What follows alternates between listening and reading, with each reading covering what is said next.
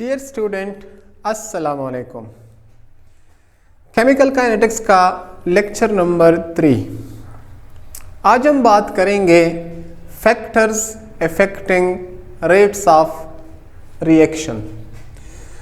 Factors affecting rates of A chemical reaction.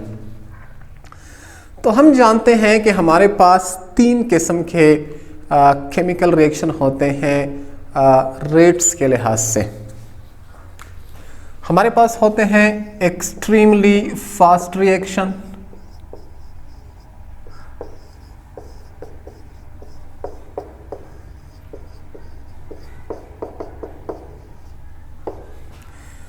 और extremely slow reactions,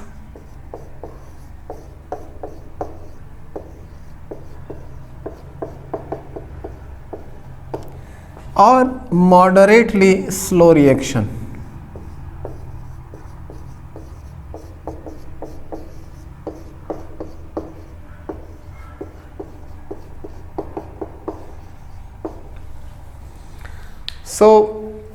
speed के लिहाज से या वेलोसिटी के लिहाज से या रेट के लिहाज से केमिकल रिएक्शन 3 किस्म के हैं।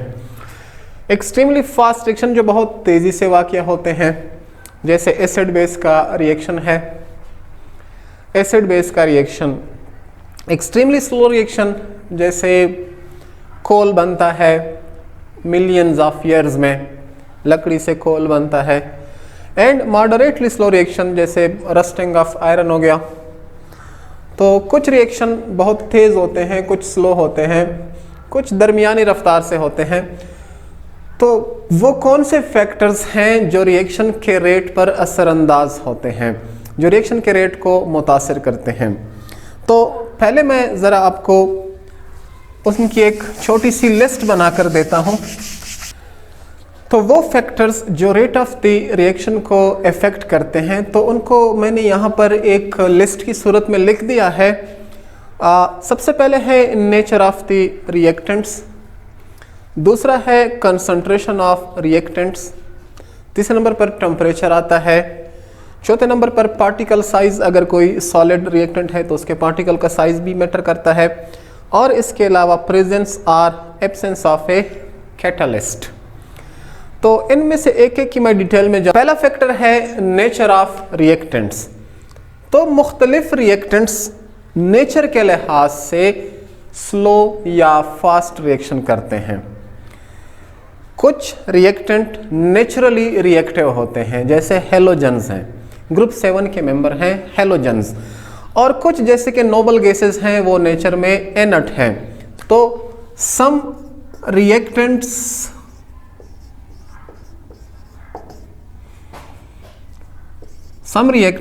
Are more reactive by nature. अगर बाकी फैक्टर कांस्टेंट भी हो तो कुछ रिएक्टेंट ऑलरेडी नेचुरली वो मोर रिएक्टिव होते हैं, like halogens, like alkali metals.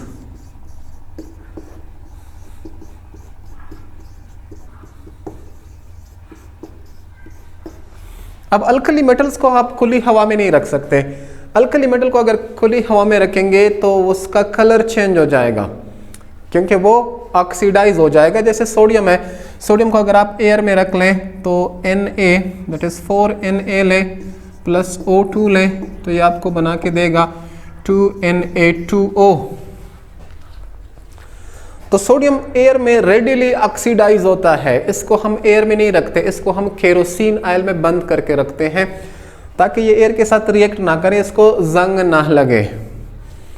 तो some reactants are inert by nature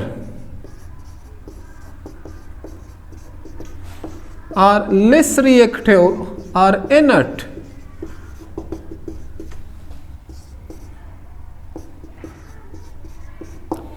यानी कुछ रिएक्टेंट नेचुरली लेस रिएक्टिव होते हैं। जैसे हमारे पास नो पैराफिन ले लें, अल्केन्स को हम कहते हैं, अल्केन्स या पैराफिन्स। तो ये नेचर के लिहाज से लेस रिएक्टिव हैं। कुछ इवन इनर्ट हैं, जैसे कि गोल्ड, जैसे कि प्लाटिनियम, जैसे कि नोबल गैसेस। तो पहला फैक्टर जो रेट ऑफ द रिएक्शन को डिफाइन करता है वो रिएक्टेंट की नेचर है। कुछ चीज़ें बाई नेचर ज़्यादा रिएक्टिव होती हैं जैसे अल्कली मेटल्स, और कुछ चीज़ें बाई नेचर जो हैं वो कम रिएक्टिव होती हैं या इनर्ट होती हैं जैसे अल्केन्स, जैसे gold, platinum and noble gases. तो ये पहला फैक्टर था। अब हम डिस्कस करेंगे दूसरा फैक्टर जो कि है कंसंट्रेशन ऑफ रिएक्टेंट्स। तो दूसरा फैक्टर हमारे पास है वो है कंसंट्रेशन ऑफ रिएक्टेंट्स। रिएक्टेंट की कंसंट्रेशन बढ़ाने से रेट ऑफ रिएक्शन बढ़ता है। तो हमने रेट लॉ में ऑलरेडी पढ़ा है कि the rate of reaction is directly proportional to the active masses, और एक्टिव मास क्या है? वो कंसंट्रेशन है। यानी कंसंट्रेशन के बढ़ने से रेट ऑफ द रिएक्शन बढ़ता है। तो किस तरह बढ़ता है इसको हमने कोलिजन थ्योरी से अगर हम इसको एक्सप्लेन करें तो कोलिजन थ्योरी के मुताबिक रिएक्शन से पहले मॉलिक्यूल आपस में टकराते हैं। यानी किसी भी रिएक्शन से पहले मॉलिक्यूलों का आपस में टकराना जरूरी है। एक रिएक्टेंट है तो ये against the wall of the container टकराएगा। ये दो मॉलिक्यूल आपस में टकराएंगे तो इनके रिएक्शन का चांस पैदा हो जाएगा। लेकिन इसके मुकाबले में यहाँ पर तीन रिएक्टेंट मॉलिक्यूल हैं, तो ये पहला कोलिजन, दूसरा कोलिजन और ये तीसरा पॉसिबल कोलिजन है। तो नंबर ऑफ कोलिजन बढ़ रही हैं पर यूनिट एरिया भी एंड पर सेकंड भी। और यहाँ पर कोलिजन के 1, 2, 3, 4, 5 और 6 चांसेस हैं। तो जितने पर यूनिट एरिया मॉलिक्यूलों की तादाद बढ़ेगी, मतलब जितनी कंसंट्रेशन बढ़ेगी उतने कोलिजन के चांसेस बढ़ेंगे। जब मॉलिक्यूलों की कोलिजन्स बढ़ती जाएंगी तो रिएक्शन के चांसेस बढ़ते जाएंगे, तो rate of the reaction increase होता है। तो rate of the reaction concentration of reactant पर डिपेंड करता है और ये डायरेक्टली प्रोपोर्शनल है। कंसंट्रेशन इंक्रीज करने से रेट ऑफ। दूसरा फैक्टर जो कि रेट ऑफ द रिएक्शन को डिटरमिन करता है वो है टेम्परेचर। टेम्परेचर का भी रेट ऑफ द रिएक्शन के साथ डायरेक्ट रिलेशनशिप है। यानी सादा अल्फाज में अगर हम टेम्परेचर बढ़ाएंगे तो रेट ऑफ द रिएक्शन बढ़ेगा। तो क्यों बढ़ेगा? क्योंकि टेम्परेचर से मॉलिक्यूलों की काइनेटिक एनर्जी बढ़ती है। जब मॉलिक्यूलों की काइनेटिक एनर्जी बढ़ेगी तो उनकी कोलिजन्स ज़्यादा इफेक्टिव होंगी। अब हमारे पास एक छोटी सी एक और थ्योरी है, वो है एक्टिवेशन एनर्जी की।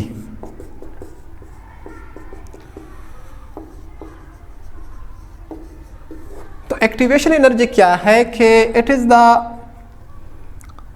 एक्स्ट्रा अमाउंट ऑफ एनर्जी या additional amount of energy above average kinetic energy, above average kinetic energy required to activate a molecule.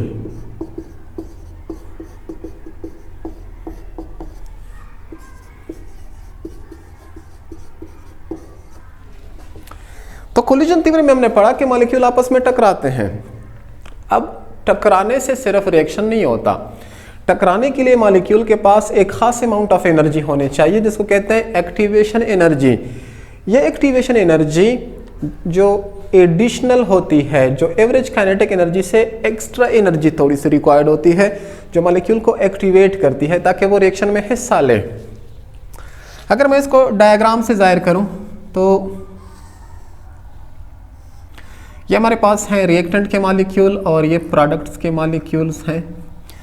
अब ये रिएक्टेंट के मॉलिक्यूलों की एवरेज काइनेटिक एनर्जी है, ठीक है, ये काइनेटिक एनर्जी है मॉलिक्यूलों की, टेम्परेचर क्या है। तो ये एडिशनल अमाउंट ऑफ एनर्जी जो है ये, this is called activation energy. अब एक्टिवेशन एनर्जी अगर ज़्यादा होगी तो रिएक्शन का रेट स्लो होगा, कम मॉलिक्यूल इसको अफोर्ड कर सकते हैं, और अगर ये कम हो जाए तो फिर रेट ऑफ द रिएक्शन बढ़ेगा। सही है। अब टेम्परेचर बढ़ाने से क्या होता है, ये मॉलिक्यूलों की एवरेज काइनेटिक एनर्जी है। जब आप टेम्परेचर बढ़ाएंगे तो मॉलिक्यूलों की एवरेज काइनेटिक एनर्जी बढ़ जाएगी। तो मॉलिक्यूलों की एवरेज काइनेटिक एनर्जी जब बढ़ेगी तो ज़्यादा मॉलिक्यूलों के पास अब चांस है, क्योंकि अब ये गैप कम रह गया है, अब इनको कम एक्टिवेशन एनर्जी चाहिए। सो टेम्परेचर बढ़ाने से रेट ऑफ द रिएक्शन क्यों बढ़ता है, क्योंकि टेम्परेचर बढ़ाने से मॉलिक्यूलों की एवरेज काइनेटिक एनर्जी बढ़ती है, जिसकी वजह से एक्टिवेशन एनर्जी के साथ जो गैप है वो कम हो जाता है। तो जब ये गैप कम हो जाएगा तो अब ज़्यादा मॉलिक्यूल इस काबिल होंगे कि वो इस पहाड़ पे चढ़ सकें। पहले भी बताया था कि एक्टिवेशन एनर्जी जो है ये तो एक पहाड़ है जिसको सर करना है रिएक्शन में हिस्सा लेने से पहले। ये मॉलिक्यूल डायरेक्टली प्रोडक्ट में तब्दील नहीं हो सकते। इसको अक्सर मैं मुस्तफ़ा ज़ैदी के एक शेर के साथ अक्सर एक्सप्लेन करता हूँ कि इन्हीं पत्थरों पे चल के अगर आ सको तो आओ, मेरे घर के रास्ते में कोई कहकशां नहीं है। तो ये रास्ता फॉरबिडन है, मॉलिक्यूल एक्टिवेशन एनर्जी हासिल करेंगे। एक्टिवेशन एनर्जी का हुसूल ज़्यादा आसान होगा अगर हम टेम्परेचर बढ़ाएंगे। टेम्परेचर बढ़ाएंगे मॉलिक्यूलों की एवरेज काइनेटिक एनर्जी बढ़ेगी, so they will be more closer to the activation energy. So temperature बढ़ाने से रेट ऑफ रिएक्शन बढ़ता है। अब नेक्स्ट फैक्टर की तरफ जाएंगे।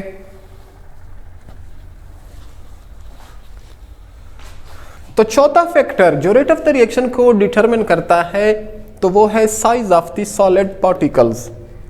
अगर आपका जो रिएक्टेंट है वो सॉलिड स्टेट में है तो सॉलिड के पार्टिकल का साइज जितना छोटा होगा उतना रेट ऑफ द रिएक्शन ज्यादा होगा।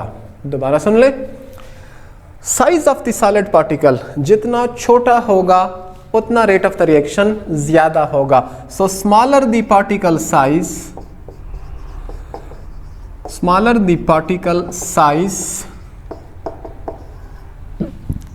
higher is the rate of reaction।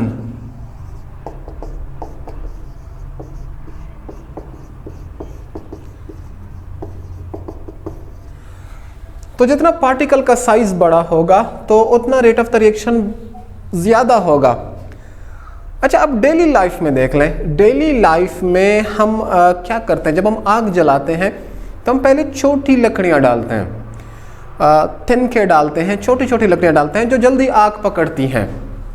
और जब हमारे पास आग लग जाती है तो फिर हम बड़ी लकड़ियां उसमें डालते हैं। तो यही कॉन्सेप्ट उसमें भी है, जितना पार्टिकल का साइज छोटा होगा उतना रेट ऑफ द रिएक्शन ज़्यादा होगा। इसलिए हम सॉलिड को पाउडर्ड फॉर्म में इस्तेमाल करते हैं। यूजुअली पाउडर्ड फॉर्म जो है ये मोर रिएक्टिव होता है। तो पाउडर्ड फॉर्म मोर रिएक्टिव क्यों होता है?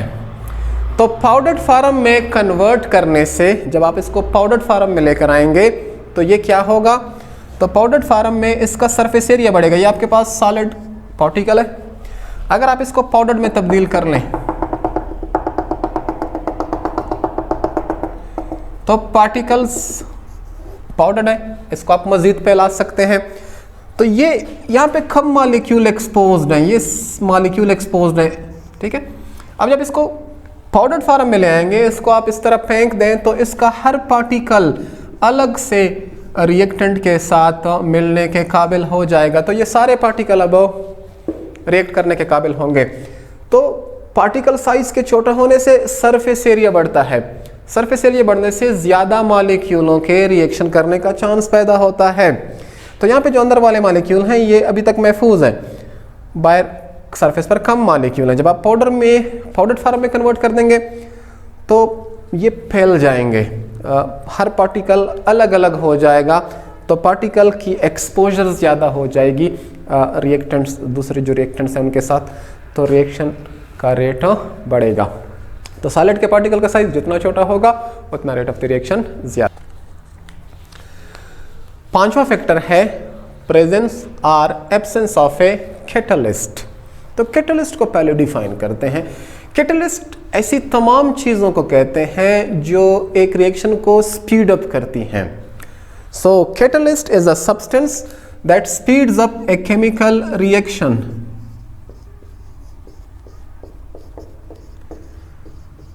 Speeds up a chemical reaction.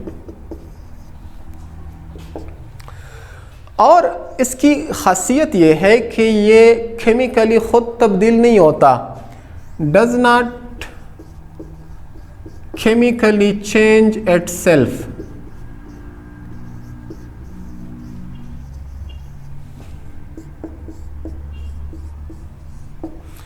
Catalyst एक ऐसी चीज है जो कि रिएक्शन को स्पीड अप करती है, रेट ऑफ द रिएक्शन को बढ़ाते हैं, लेकिन खुद रिएक्शन से सही सलामत वापस निकल आती है। एक ऐसी चीज जो रिएक्शन से सही सलामत वापस निकल आए, तो केमिकली खुद ये तब्दील नहीं होता। हाँ, फिजिकली डैमेज हो सकता है, तो फिजिकली जो है ये डैमेज्ड, मतलब इसका कलर खराब हो सकता है। अगर ये शाइनी है तो इसकी शाइन खत्म हो सकती है, इसका स्मूथ सरफेस हो तो रफ सरफेस हो सकता है, लेकिन केमिकली अंदर से ये सेम रहेगा। और अगर ये रिएक्शन में हिस्सा लेता भी है, मतलब कुछ कैटलिस्ट रिएक्शन का पार्ट बन जाते हैं, लेकिन at the end of the reaction वो रिकवर हो जाते हैं। तो कैटलिस्ट वो तमाम चीज़ें जो रिएक्शन को स्पीड अप करती हैं और ख़ुद केमिकली चेंज नहीं होती, फिजिकली इनको डैमेज हो सकता है। इसके अलावा इनकी एक अहम खासियत यह है कि ये required in small amount, usually small amount में रिक्वायर्ड होते हैं। कुछ रिएक्टेंट में, कुछ रिएक्शन में ज़्यादा भी हो सकते हैं। ऑक्सीजन की तैयारी में हम इस्तेमाल करते हैं मैंगनीज डाइऑक्साइड, तो बहुत बड़ी मकदार में होता है, लेकिन यूजुअली इसकी थोड़ी सी मकदार भी क्या होती है, काफ़ी होती है। तो कैटलिस्ट किस तरह रिएक्शन को स्पीड अप करता है, आप ये पढ़ेंगे कि कैटलिस्ट रिएक्शन को स्पीड अप किस तरह करता है। तो इसका जवाब ये है कि थोड़ी देर पहले हमने एक कॉन्सेप्ट लिया था एक्टिवेशन एनर्जी का।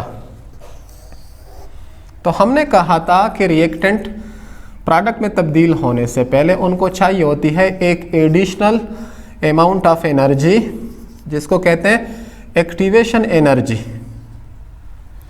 तो रिएक्टेंट्स को एक्टिवेशन एनर्जी चाहिए होती है। अब एक्टिवेशन एनर्जी अगर ज़्यादा हो तो कैटलिस्ट क्या करता है, catalyst lowers the activation energy.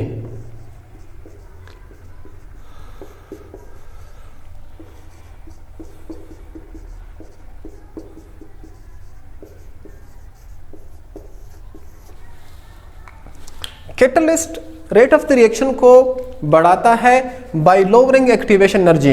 ये बहुत ऊंचा पहाड़ है, इस पर बहुत कम लोग चढ़ने पर आमादा होंगे। अगर इस पहाड़ की ऊंचाई कम कर दी जाए, ठीक है ना, पहाड़ को ऊपर से काटा जाए, इसकी ऊंचाई कम कर दी जाए, तो अब ज़्यादा लोग विलिंग होंगे यहाँ पर चढ़ने के लिए। तो कैटलिस्ट एक्टिवेशन एनर्जी को कम करता है, it speeds up the chemical reaction by lowering the activation energy.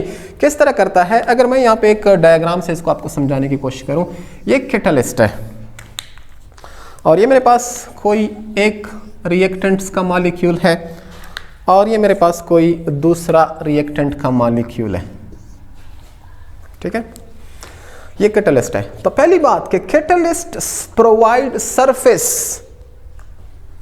तो ये तो इनको मिलने की जगह देता है।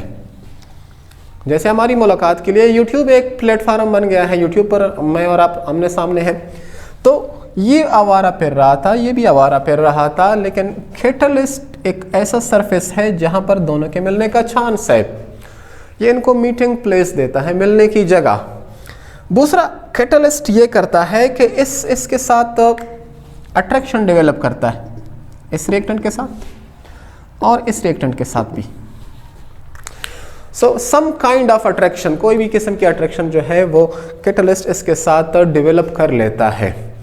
तो जब कैटलिस्ट ये डेवलप कर लेता है तो इससे ये वाला बॉन्ड क्या होगा, ये कमज़ोर होना शुरू हो जाएगा, क्योंकि ये एक नई अट्रैक्शन है, तो वो जो पुराना बॉन्ड था उस पर तवज्जो कम हो जाएगी। तो इधर जब इस मॉलिक्यूल की तवज्जो कम हो जाएगी तो ये बॉन्ड कमज़ोर हो जाएगा, इस तरह यहाँ पर ये बॉन्ड कमज़ोर हो जाएगा। अब इस बॉन्ड को तोड़ने के लिए कम एनर्जी चाहिए होगी, तो हम कहते हैं कैटलिस्ट क्या करता है, एक्टिवेशन एनर्जी को कम करता है। दोबारा देख लें, कैटलिस्ट एक तो इनको सरफेस देता है, इनको मीटिंग स्पेस देता है, प्लेस देता है जहाँ पर ये मिले। दूसरा, कैटलिस्ट दोनों के साथ इंटरेक्शन शुरू कर देता है, इस रिएक्टेंट मॉलिक्यूल के साथ भी और इस रिएक्टेंट मॉलिक्यूल के साथ भी, जिससे नई बॉन्डिंग होगी तो पुराने बॉन्ड कमज़ोर होंगे। तो पुराने बॉन्ड जब कमज़ोर होंगे तो अब इनको तोड़ने के लिए कम एनर्जी चाहिए होगी। तो यही तो एक्टिवेशन एनर्जी थी जो कि कम कर दी गई है। तो जब एक्टिवेशन एनर्जी कम हो जाएगी तो ज़्यादा मॉलिक्यूल, यानी इस पहाड़ पर अगर कोई एक आध मॉलिक्यूल चढ़ता था तो यहाँ पर ज़्यादा चढ़ेंगे, तो definitely rate of the reaction क्या होगा, इंक्रीज होगा। तो कैटलिस्ट के बारे में हमने पढ़ा कि एक रेट ऑफ द रिएक्शन जो है ये कैटलिस्ट की मौजूदगी पर डिपेंड करता है। अगर कैटलिस्ट मौजूद है तो रेट ऑफ द रिएक्शन तेज होता है और यही रिएक्शन कैटलिस्ट की गैर मौजूदगी में स्लो होता है। कैटलिस्ट ऐसी तमाम चीज़ें हैं जो रिएक्शन को स्पीड अप करती हैं और रिएक्शन में खुद अगर हिस्सा लेती भी हैं तो भी at the end of the reaction chemically इनमें कोई चेंज वाकया नहीं होता। फिजिकली ये डैमेज हो सकती हैं। अमूमन कैटलिस्ट बहुत कम मिकदार में चाहिए होता है।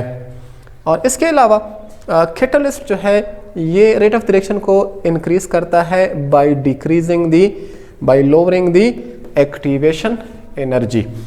और कैटलिस्ट जो है ये रिएक्टेंट मॉलिक्यूलों को मिलने की जगह फराहम करता है। तो ये जो हमने पढ़े factors affecting rate of reaction, तो थोड़ा सा इनकी दोबारा समरी सुन ले। रेट ऑफ द तो आखिर में लेक्चर की समरी ज़रा दोबारा सुन लें।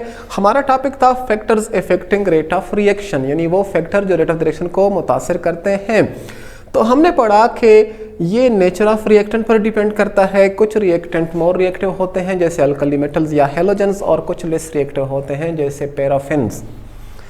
दूसरा हमने पढ़ा कि कंसंट्रेशन के बढ़ने से रेट ऑफ द रिएक्शन बढ़ता है। रिएक्टेंट की कंसंट्रेशन बढ़ाएंगे तो रेट ऑफ रिएक्शन बढ़ेगा। तीसरा फैक्टर हमने पढ़ा कि टेम्परेचर के बढ़ने से मॉलिक्यूलों की काइनेटिक एनर्जी बढ़ती है, जिससे उनकी कोलिजन्स ज़्यादा इफेक्टिव होती हैं और वो जल्दी एक्टिवेशन एनर्जी हासिल करते हैं। तो टेम्परेचर के बढ़ने से भी रेट ऑफ द रिएक्शन बढ़ता है।